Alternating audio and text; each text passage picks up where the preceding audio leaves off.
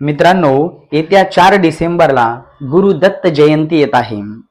या निमित्त प्रत्येक घरामध्ये गुरुचरित्र पारायण हे व्हायलाच पाहिजे. गुरुचरित्र पारायणाचे महत्व काय?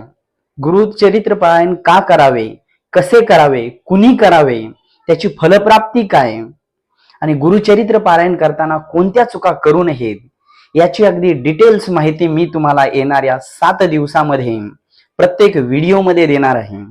तर प्रत्येक दिवशी व्हिडिओ पाहायला विसरू नका. चला तर मग पाहूया की गुरुचरित्र पारायणाचे महत्व काय.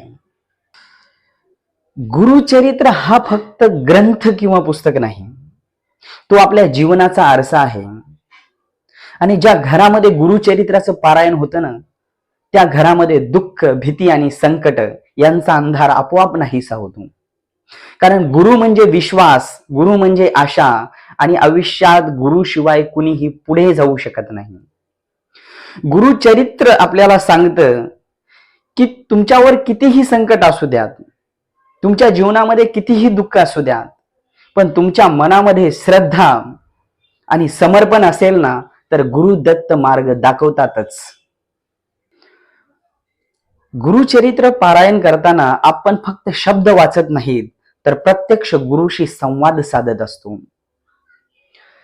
कारण गुरुचरित्र म्हणजे भक्ती, श्रद्धा आणि आचरण यांचा त्रिवेणी संगम. म्हणून यावर्षी फक्त वाचू नका, अनुभव घ्या, संकल्प घ्या. घराघरामध्ये गुरुचरित्र, मनामनामध्ये गुरुदत्त.